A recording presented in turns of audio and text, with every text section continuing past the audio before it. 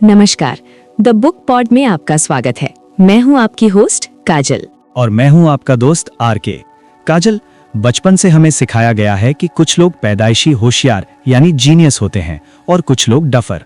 हमें लगता है कि हमारा टैलेंट और हमारी बुद्धि फिक्स है, जिसे बदला नहीं जा सकता। बिल्कुल RK, और यही सोच, यही गलतफहमी हमारी असफलता का सबसे बड़ा कारण है। क्या हो अगर मैं कहूं कि आपकी बुद्धि, इंटेलिजेंस पत्थर की लकीर में ही है। आप उसे जब चाहें, जितना चाहें बढ़ा सकते हैं। जी हाँ, आज हम डिकोड करने जा रहे हैं स्टैनफोर्ड यूनिवर्सिटी की मनोवैज्ञानिक कैरल एस ड्वेक की वो रिसर्च जिसने पूरी दुनिया को हिला दिया, माइंडसेट। ये किताब बताती है कि दुनिया में दो तरह के लोग होते हैं, एक फिक्स्ड माइंडसेट वाले जो कुएं के मेंढक बने रहते हैं, और दूसरे ग्रोथ माइंडसेट वाले जो असफलता को भी सीढ़ी बना लेते हैं। इस एपिसोड में हम जानेंगे कि आप किस कैटेगरी में आते हैं, कैसे तारीफ आपके बच्चे या टीम को बर्बाद कर सकती है, और कैसे अपने दिमाग की वायरिंग बदलकर आप बिजनेस, खेल और रिश्तों में चैंपियन बन सकते हैं। तो अगर आप अपने दिमाग का सॉफ्टवेयर अपडेट करना चाहते हैं और अपनी सीमाओं को तोड़ना चाहते हैं, तो ये एपिसोड आपके लिए गेम चेंजर है। चलिए अपने माइंडसेट को अनलॉक करते हैं, सिर्फ द बुक पॉड पर। आज की चर्चा की शुरुआत एक बहुत ही बुनियादी लेकिन शायद जिंदगी के सबसे गहरे सवालों में से एक से करते हैं। क्या हम जो हैं वो हमेशा वैसे ही रहेंगे? मतलब हमारी बुद्धि, हमारी काबिलियत, हमारा जो स्वभाव है, क्या ये सब पत्थर की लकीर है, या फिर ये मिट्टी की तरह है जिसे हम मेहनत और तजुर्बे से कोई भी आकार दे सकते हैं? हाँ बिल्कुल। और ये सवाल सिर्फ सुनने में कोई फिलॉसफिकल नहीं लगता। हमारे स्रोत बताते हैं कि इसका जवाब हमारी पूरी जिंदगी की नींव तय करता है। अच्छा। हाँ, हम इस सवाल पर जो भी विश्वास करते हैं, चाहे अनजाने में ही सही, वो ये तय करता है कि हम मुश्किलों को देखकर आगे बढ़ते हैं या घबराकर पीछे हट जाते हैं। मतलब हम अपनी हार को कैसे देखते हैं ये इस पर निर्भर करता है। बिल्कुल, हम उसे एक फुल स्टॉप की तरह देखते हैं या एक कॉमा की तरह जहाँ से कहानी अभी बाकी है। हम मनोविज्ञान की दुनिया में गोता लगाएंगे और दो तरह की सोच या मानसिकता के बीच के फर्क को समझेंगे। हमारे स्रोतों में कुछ बहुत ही हैरान कर देने वाली कहानियां हैं, जैसे कुछ ऐसे बच्चों की कहानी जो मुश्किल पहेलियां देखकर डरने के बजाय खुश हो जाते थे। हाँ, कहते थे वाह अब मजा आएगा। तो चलिए इसी दिलचस्प पहेली को परत दर परत खोलते हैं। जरूर। तो फिर उन बच्चों की कहानी से ही शुरू करते हैं। हाँ, ये एक क्लासिक प्रयोग है जिसका जिक्र हमारे स्रोतों में बार बार आता है। हाँ। शोधकर्ताओं ने बच्चों के एक समूह को कुछ पहेलियां दी। पहली कुछ तो बहुत आसान थी जिन्हें सबने फटाफट हल कर लिया, लेकिन फिर पहेलियां जानबूझकर मुश्किल कर दी गईं। हाँ, इतनी मुश्किल के उन्हें हल करना लगभग नामुमकिन था। और यहीं पर वो दिलचस्प मोड़ आया। ज्यादातर बच्चे तो परेशान हो गए, निराश हो गए, लेकिन एक छोटा सा ग्रुप था जिनका व्यवहार एकदम उल्टा था। अच्छा, उनकी आंखों में एक चमक आ गई। वाह। उनमें से कुछ ने तो रिसर्चर्स से कहा, मुझे लगा था आप मुझे कोई चैलेंज देंगे। वाह। वे असफलता को व्यक्तिगत तौर पर नहीं ले रही थीं। उनके लिए ये सिर्फ एक ज्यादा मजेदार खेल बन गया था। मतलब एक ही स्थिति पर दो एकदम ही अलग प्रतिक्रियाएं, ये तो कमाल है। और यहीं से दो मानसिकताओं का सिद्धांत सामने आता है। पहली है स्थिर मानसिकता, या जिसे कहते हैं फिक्स माइंडसेट। फिक्स माइंडसेट मतलब जो जैसा है वैसा ही रहेगा। बिल्कुल। इस सोच वाले लोग मानते हैं कि उनके गुण जैसे बुद्धिमत्ता, रचनात्मकता या कोई टैलेंट वो जन्म से तय है। अच्छा। वो एक तरह की मानसिक दौलत के साथ पैदा होते हैं और वो या तो आपके पास है या नहीं है। तो फिर उनके लिए हर काम एक परीक्षा जैसा हो जाता होगा। हाँ बिल्कुल, हर काम एक टेस्ट बन जाता है जिसमें उन्हें बार बार ये साबित करना होता है कि वे स्मार्ट हैं या टैलेंटेड हैं। और वो बच्चे जो चुनौती से उत्साहित हो गए थे वो दूसरी मानसिकता वाले थे। हाँ, वे विकास मानसिकता यानी ग्रोथ माइंडसेट का बेहतरीन उदाहरण थे। ये लोग मानते हैं कि उनकी जो बुनियादी क्षमताएं हैं उन्हें मेहनत, सही स्ट्रैटेजी और दूसरों से मदद लेकर विकसित किया जा सकता है। तो उनके लिए टैलेंट बस एक शुरुआत है, अंत नहीं। एग्जैक्टली। वो ये नहीं मानते कि हर कोई आइंस्टाइन बन सकता है, लेकिन वो ये जरूर मानते हैं कि कोई भी मेहनत करके ज्यादा स्मार्ट बन सकता है। उनके लिए असफलता का मतलब ये नहीं है कि आप हार गईं, बल्कि इसका मतलब है आपको अभी और सीखना है। बिल्कुल वही। इन दोनों सोच के बीच का अंतर असल जिंदगी में कितना बड़ा हो सकता है, इसका एक बहुत ही मजबूत उदाहरण स्रोतों में दिया गया है। कल्पना कीजिए कि किसी का दिन बहुत ही खराब गुजरता है। जिस क्लास को वो सबसे ज्यादा पसंद करते हैं उसमें C+ ग्रेड मिलता है। उनकी गाड़ी पर पार्किंग का जुर्माना लग जाता है। और जब वो अपने सबसे अच्छे दोस्त को कॉल करते हैं तो वो फोन नहीं उठाता। अब देखिए, एक स्थिर मानसिकता वाला व्यक्ति इन अलग अलग घटनाओं को कैसे जोड़ेगा? वो शायद सोचेगा, मैं एक हारा हुआ इंसान हूँ, मेरी जिंदगी एकदम बेकार है। हाँ, या दुनिया मेरे खिलाफ है और कोई मुझसे प्यार नहीं करता। ध्यान दीजिए, वो घटनाओं को अपनी पहचान पर एक सीधा हमला मान रहा है। मतलब C+ ग्रेड का मतलब है मैं बेवकूफ हूँ, और दोस्त का फोन ना उठाना मतलब मैं अकेला हूँ। ये तो बहुत ही खतरनाक सोच है। इसका मतलब एक छोटी सी नाकामी आपकी पूरी दुनिया पर सवालिया निशान लगा देती है। बिल्कुल। और विकास मानसिकता वाला व्यक्ति इसी स्थिति में क्या सोचेगा? वो इसे एक व्यक्तिगत फैसले के बजाय समस्याओं की एक लिस्ट के रूप में देखेगी जिन्हें हल करना है। अच्छा। वो सोचेगी, ठीक है, मुझे अगली बार इस क्लास में और मेहनत करनी होगी, शायद प्रोफेसर से मदद मांगनी पड़ेगी। अब पार्किंग के बारे में क्या सोचेगा? आगे से पार्किंग का ध्यान रखना होगा। और दोस्त के बारे में सोचेगी, शायद वो किसी जरूरी काम में व्यस्त होगा, मैं बाद में फिर से कोशिश करूंगी। वो घटनाओं को अपनी पहचान से अलग रखता है। सही बात है। ये मैं हारी हुई हूँ नहीं है, बल्कि मुझे इस समस्या को हल करने के लिए कुछ करना होगा है। एक में निराशा है, दूसरे में एक एक्शन प्लान है। और ये सोच प्रयास यानी कोशिश करने के विचार को भी पूरी तरह बदल देती है। मुझे लगता है हमारी सोसाइटी में एक अजीब सी धारणा है कि अगर कोई सच में प्रतिभाशाली है तो उसे मेहनत करने की जरूरत नहीं पड़ती। बिल्कुल सही नस पकड़ी है आपने। स्थिर मानसिकता में प्रयास एक बुरी चीज है। मतलब अगर कोशिश करनी पड़ रही है तो आप टैलेंटेड नहीं है। हाँ, ये इस बात का सबूत है कि आप स्मार्ट नहीं है। ये एक शर्मिंदगी की बात बन जाती है। जबकि विकास मानसिकता में प्रयास ही सब कुछ है। अच्छा, प्रयास ही वो इंजन है जो प्रतिभा को असल काबिलियत में बदलता है। महान बास्केटबॉल खिलाड़ी माइकल जॉर्डन का उदाहरण लें। सब उन्हें एक नेचुरल टैलेंट मानते थे। हाँ, ये तो सब कहते हैं। लेकिन वो खुद कहते थे कि उन्हें अपनी हाई स्कूल टीम से निकाल दिया गया था। वो अपनी सफलता का श्रेय अपनी अनगिनत असफलताओं और उसके बाद किए गए अथक अभ्यास को देते थे। तो उनका मानना था कि प्रयास ही उन्हें महान बनाता है। हाँ, न कि कोई जन्मजात तोहफा। वो उन बच्चों की तरह थे जो हमेशा एक और मुश्किल पहेली मांगते थे। ठीक है, तो ये मानसिकता पढ़ाई और खेल में तो समझ आती है, लेकिन क्या इसका असर हमारी निजी और पेशेवर जिंदगी के दूसरे हिस्सों पर भी पड़ता है, जैसे हमारे रिश्तों पर? बहुत गहरा असर पड़ता है। स्रोत बताते हैं कि स्थिर मानसिकता वाले लोग रिश्तों में भी एक तरह की पुष्टि या वैलिडेशन ढूंढते हैं। वैलिडेशन मतलब? वे ऐसा साथी चाहते हैं जो उनकी पूजा करे, उन्हें यह महसूस कराए कि वे परफेक्ट है और उनकी कमियों को नजरअंदाज करे। अच्छा।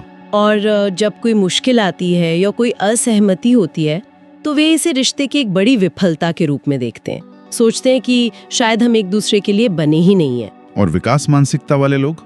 वे एक ऐसा साथी चाहते हैं जो उन्हें उनकी कमियों को देखने में मदद करे, जो उन्हें चुनौती दे ताकि वे एक बेहतर इंसान बन सके। मतलब जो उन्हें आगे बढ़ने में मदद करे। हाँ, वे मानते हैं कि एक अच्छा रिश्ता वो नहीं है जिसमें कभी कोई समस्या ना हो, बल्कि वो है जिसमें दोनों साथी मिलकर समस्याओं को सुलझाना सीखते हैं और साथ साथ विकसित होते हैं। उनके लिए एक असहमति रिश्ते का अंत नहीं है। नहीं, बल्कि एक दूसरे को बेहतर ढंग से समझने का एक अवसर है। ये बात तो कॉर्पोरेट दुनिया पर भी लागू होती होगी। मैंने CEO रोग के बारे में सुना है। ये एक दिलचस्प कॉन्सेप्ट है। हाँ, CEO डिजीज इसका एक क्लासिक उदाहरण है। ये तब होता है जब एक लीडर सफलता के शिखर पर पहुंचकर ये मानने लगता है कि वो कभी गलत नहीं हो सकता, और फिर वो सिर्फ अपनी तारीफ सुनने वालों से घिर जाता है। बिल्कुल, वो किसी भी तरह की आलोचना या बुरी खबर को सुनना बंद कर देता है। ये स्थिर मानसिकता का चरम रूप है। ली आयाकोका का उदाहरण है शायद।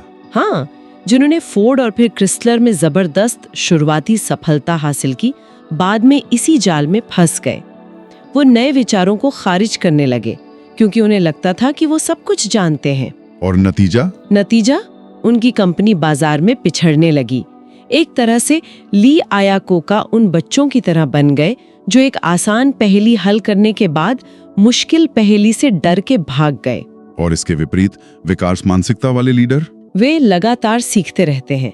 वे मानते हैं कि वे एक तैयार उत्पाद नहीं है, बल्कि वर्क इन प्रोग्रेस हैं। वे अपनी टीम से फीडबैक मांगती हैं, अपनी गलतियों को स्वीकार करती हैं और हमेशा बेहतर होने के तरीके ढूंढती हैं। स्रोतों में शायद इससे जुड़ा कोई अध्ययन भी था। एक बहुत दिलचस्प अध्ययन का जिक्र है जब अलग अलग टीमों को एक जटिल समस्या को हल करने के लिए कहा गया, तो विकास मानसिकता वाली टीमों ने अपने स्थिर मानसिकता वाले समकक्षों की तुलना में कई बेहतर प्रदर्शन किया। ऐसा क्यों? क्या वो लोग ज्यादा स्मार्ट थे? नहीं, इसलिए नहीं कि वो व्यक्तिगत रूप से ज्यादा स्मार्ट थे, बल्कि इसलिए क्योंकि उनकी टीम में जानकारी को खुलकर साझा किया जाता था। अच्छा। वे गलतियों को छिपाने के बजाय उनसे सीखने पर ध्यान केंद्रित करते थे। ये सब सुनकर सबसे बड़ा और जरूरी सवाल मन में आता है। अगर कोई इस चर्चा को सुन रहा है और उसे लगता है कि हाँ, मेरी सोच तो ज्यादातर स्थिर मानसिकता वाली है, तो क्या वो फंस गया है? क्या वो अपनी मानसिकता बदल सकते हैं? और इसका जवाब एक बहुत ही मजबूत और स्पष्ट हाँ है। स्रोत इस पर बहुत जोर देते हैं। अच्छा। मानसिकताएं सिर्फ हमारे विश्वास हैं, वे हमारे व्यक्तित्व का कोई स्थायी हिस्सा नहीं है। और विश्वासों को बदला जा सकता है। लेकिन ये कैसे होता है? क्या सिर्फ ये सोचने से कि मैं बदल सकता हूँ चीजें बदल जाती हैं? ये उससे थोड़ा ज्यादा गहरा है। इसकी एक बहुत शक्तिशाली तकनीक है, मस्तिष्क के विज्ञान को समझना। न्यूरोसाइंस। हाँ, हाल के दशकों में न्यूरोसाइंस ने यह साबित किया है कि हमारा मस्तिष्क प्लास्टिक की तरह है, इसे बदला जा सकता है। इसे न्यूरोप्लास्टिसिटी कहते हैं। हर बार जब हम किसी मुश्किल काम में मेहनत करते हैं, कोई नया कौशल सीखते हैं या अपनी गलतियों से सीखते हैं, तो हमारे न्यूरॉन्स के बीच के रास्ते, सिनेप्टिक कनेक्शंस, हाँ, वो सचमुच मजबूत होते हैं।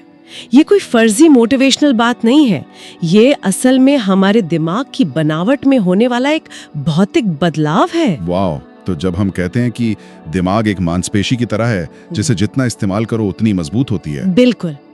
तो ये सिर्फ एक कहावत नहीं है, ये वैज्ञानिक रूप से सच है। कमाल है। बिल्कुल। और ये विचार बच्चों को सिखाने में अविश्वसनीय रूप से प्रभावी पाया गया है। अच्छा। स्रोतों में उन कार्यशालाओं का जिक्र है जहां संघर्ष कर रहे छात्रों को सिर्फ ये सिखाया गया कि हर बार जब वे किसी मुश्किल गणित की समस्या से जूझते हैं, तो वे सचमुच अपने दिमाग को मजबूत और स्मार्ट बना रहे होते हैं। और इसके नतीजे भी आए? हाँ, नतीजतन उनकी प्रेरणा और उनके ग्रेड्स दोनों में नाटकीय रूप से सुधार हुआ। तो एक आम व्यक्ति के लिए पहला कदम क्या होगा अगर कोई बदलना चाहे? पहला कदम है अपनी स्थिर मानसिकता की आवाज को पहचानना। वो अंदर की आवाज? हाँ, वो अंदरूनी आवाज जो चुनौती सामने आने पर कहती है, क्या तुम यह कर पाओगे? अगर तुम फेल हो गए तो बेवकूफ लगोगे। या जब कोई आलोचना करता है? बिल्कुल। जब आपको आलोचना मिलती है तो कहती है, देखो इसने तुम्हारी काबिलियत पर सवाल उठाया है। या जब आप किसी और को सफल होते देखते हैं तो कहती है, उसकी सफलता मुझे एक हारा हुआ इंसान महसूस कराती है। इस आवाज को सिर्फ नोटिस करना ही पहला और सबसे बड़ा कदम है। और एक बार जब हम उस आवाज को पहचान लें तो अगला कदम क्या है? हटना है। ये मेरी पहचान नहीं है, मैं इससे क्या सीख सकता हूँ। और जब वो कहे ये बहुत मुश्किल है, तो आप कह सकते हैं, शायद मुझे एक अलग रणनीति की जरूरत है। धीरे धीरे अभ्यास के साथ ये नई सोच ज्यादा स्वाभाविक और शक्तिशाली होती जाती है। तो आज की इस पूरी चर्चा का जो सार है वो ये है कि हमारे अपने बारे में रखा गया एक साधारण सा विश्वास हमारी क्षमता की सीमाओं को तय कर सकता है या उन्हें असीमित बना सकता है। बिल्कुल। और ये सिर्फ पॉजिटिव थिंकिंग नहीं है, ये उससे कहीं ज्यादा है। हाँ, ये चुनौतियों को गले लगाने, प्रयास को सफलता की कुंजी मानने और ये विश्वास करने के बारे में है कि सीखना और विकास करना हमेशा संभव है। हाँ। चाहे हमारी उम्र या परिस्थिति कुछ भी हो। बिल्कुल।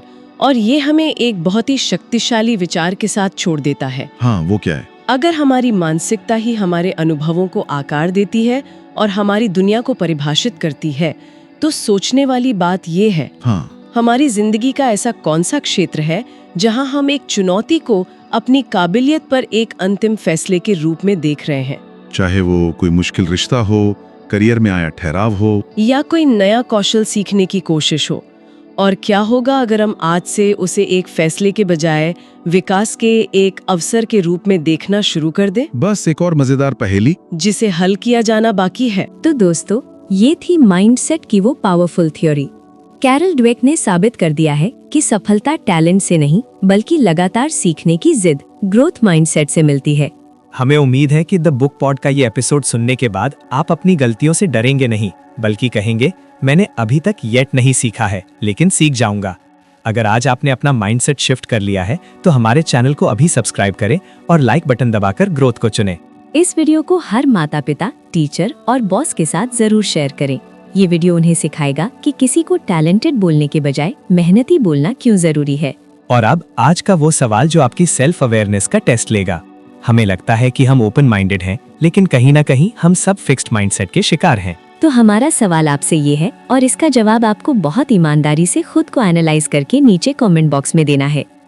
आपकी जिंदगी का वो कौन सा एक हिस्सा है, जैसे पैसा कमाना, नई स्किल सीखना या रिश्ते निभाना, जहां आपको लगता है कि आपका माइंडसेट फिक्स्ड हो गया है, जहां आप मान बैठे हैं कि मुझसे ये नहीं होगा।